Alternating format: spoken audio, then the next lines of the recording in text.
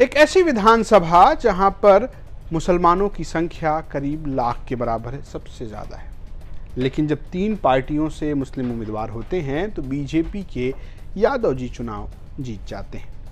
आज बात उस विधानसभा की जहां से योगी सरकार में मंत्री गिरीश चंद्र यादव विधायक हैं और 2 बार से लगातार जीत रहे हैं, कड़े मुकाबले में जीत रहे हैं। तो क्या तीसरी बार भी वो अपनी कुर्सी बचा पाएंगे? तो चलिए आज यूपी किसका में बात करते हैं उत्तर प्रदेश की जौनपुर सदर विधानसभा की।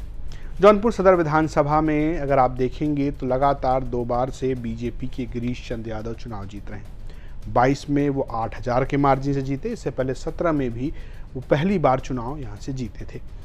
इससे पहले अगर आप देखेंगे 2012 में कांग्रेस से नदीम जावेद, 2007 में सपा से जावेद अंसारी और 2002 में सुरेंद्र प्रताप सिंह बीजेपी से चुनाव जीते थे। कुल मिलाकर न सिर्फ गिरीश चंद्र यादव को यहाँ पर यादव वोटों का फायदा मिल रहा है, बल्कि मुस्लिम वोटों के बंटवारों का भी फायदा उनको मिलता नजर आ रहा है। हालांकि गिरीश चंद्र यादव का कहना है कि उन्होंने बहुत सारे विकास के काम किए हैं और इसी विकास के काम के जरिए वो जनता से उम्मीद कर रहे हैं कि वो तीसरी बार भी विधायक बनेंगे। 22 में जिन विकास कामों का हमने वादा किया था, जिन बातों को जनता के बीच कह के हमने जनादेश मांगा था, वो सब काम हमने पूरा करना है। हमने कहा था कि जौनपुर में रिंग रोड बनेगा, हमने कहा था फ्लाईओवर का निर्माण हम करेंगे, हमने इस बात को कहा था केंद्रीय विद्यालय की स्थापना हम करेंगे, हमने खेल के क्षेत्र में इंफ्रास्ट्रक्चर को डेवलप करेंगे। उस दिशा में हमने 100% काम को पूरा किया। औद्योगिक क्षेत्र लगाने की बात हमने कही थी, हमने जनता की आकांक्षाओं पर खरा उतरा। हमने उन विकास के सभी कामों को पूरा करा है जनता की सुविधा के लिए, चाहे वो स्वास्थ्य की दृष्टि हो, चाहे वो पर्यटन की दृष्टि से हो, सभी कामों को हमने अंजाम दिया है और 100% पूरा किया है। और इसलिए जनता के कसौटी पर अगर हम खरा उतरे हैं तो जनता भी मुझ पर भरोसा करेगी, विश्वास करेगी और मुझे दोबारा जो है अवसर प्रदान करेगी। गिरीश चंद्र यादव ये भी बताते हैं कि उनका अक्सर लोगों के यहाँ आना जाना रहता है। कोई दुख हो, सुख हो, मरनी हो, वो जाते हैं। तमाम व्यस्तता के बाद भी समय निकालकर जनता से मिलते रहते हैं। लेकिन वहीं समाजवादी पार्टी जो पिछली बार रनर अप रही थी, उनके जिला अध्यक्ष का कहना है कि 2024 के चुनाव में हमने इस सीट पर 24,000 के मार्जिन से बढ़त बनाई थी, तो हम ये चुनाव जीतने जा रहे हैं। 366 सदर विधानसभा क्षेत्र में हम बहुत कम अंतर से समाजवादी पार्टी हारी थी।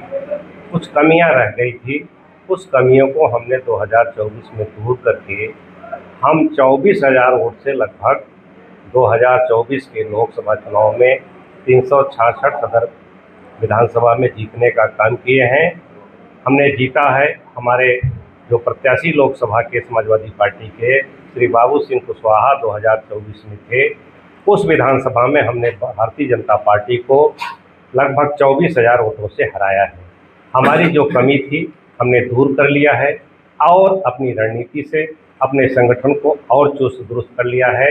आने वाले 2027 के विधानसभा चुनाव के सामान्य चुनाव में हम जौनपुर सदर को समाजवादी पार्टी भारी वोटों से जीत करके भारतीय जनता पार्टी को हराने का काम करेंगे। सदर में क्या चुनौती देख रहे हैं 2027 में? 2027 में कोई हमारे सामने चुनौती नहीं, कोई मुकाबला नहीं है। मुकाबला हमने 24 में ही खत्म कर दिया है। दरअसल इस सीट पर गैर यादव ओबीसी या कहिए कुशवाहा वोट बहुत ही निर्णायक साबित होता है। एक अनुमान के मुताबिक इस सीट पर सबसे अधिक संख्या मुसलमानों की है जो करीब 90,000 है। फिर बारी आती है दलित समुदाय की जो 50,000 हैं, वैश्य 40,000 हैं, कुशवाहा करीब 37,000 यानी मौर्य करीब 37,000 हैं, यादव 33,000 हैं, बिंद 29,000 हैं, क्षत्रिय 26,000 हैं, राजभर 26,000 हैं, ब्राह्मण करीब 22,000 के करीब हैं। मुसलमान वोट बढ़ता है, यादव वोट भी समाजवादी पार्टी को एकमुश्त नहीं पड़ता कि गिरीश चंद्र यादव लड़ते हैं। कुल मिलाकर स्थिति ये बनती है कि मौर्य वोट कहीं ना कहीं, कुशवाहा वोट यहाँ पर बहुत निर्णायक साबित था। जब भी कोई कुशवाहा लड़ता है तो वो चुनाव जीतने में सफल भी होता है। जैसे 2024 में बाबू सिंह कुशवाहा यहाँ से चुनाव लड़के सांसद भी और इस विधानसभा से वो बढ़त भी बनाते नजर आए। यही बात स्थानीय पत्रकार भी कहते हैं। 2027 का जो चुनाव है काफ़ी दिलचस्प होने वाला है, क्योंकि पिछली 2 बार से अगर हम देखा जाए जौनपुर सदर विधानसभा पे बीजेपी के गिरीश चंद्र यादव को जो है जौनपुर की जनता जो है मौका देती चली आई। अब उन्होंने जो विकास कार्य किए हैं 2 बार से उसका जनता आकलन करेगी और उसी आकलन के आधार पर इस बार उनको जनता जो है वोट देने का काम करेगी। क्योंकि पिछला ही जो चुनाव हुआ था वो आखिरी समय में आपने भी देखा होगा किस तरह से काउंटिंग के समय एक बार ये लग रहा था कि गिरीश चंद्र यादव जो है चुनाव हार रहे हैं, लेकिन फिर परिणाम आता है, ये समझ में आता है कि नहीं वो जीत गए। तो काफ़ी दिलचस्प मुकाबला पिछली बार भी रहा और इस बार भी जैसा आप देख रहे हैं कि चाहे नगर पालिका के चुनाव की बात करें उसमें देखिए, चाहे फिर लोकसभा की बात करें तो उसमें आप देखिए किस तरह से मौर्या वोटर वो जिस तरफ अपना रुख करते हैं,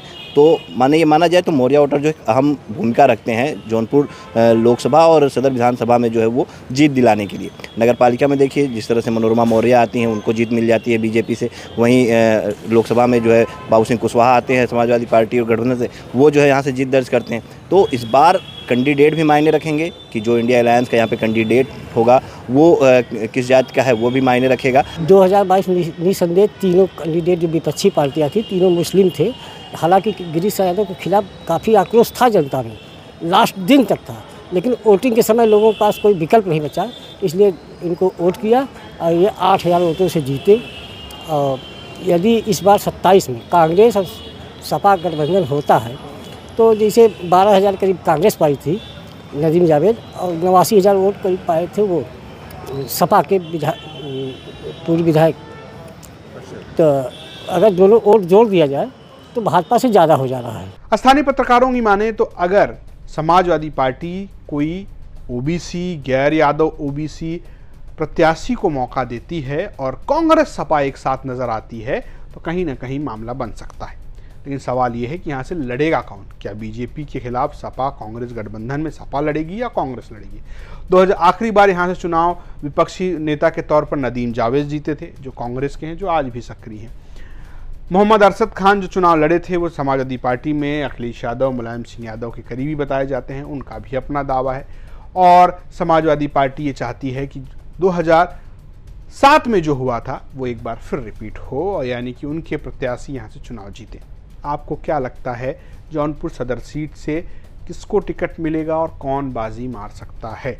बसपा AIM की क्या भूमिका रहेगी? आप हमें कमेंट बॉक्स में बता सकते हैं। ये स्टोरी भेजी थी जौनपुर से हमारे सहयोगी आदित्य भारद्वाज ने। देखते रहिए यूपी तक। नमस्कार।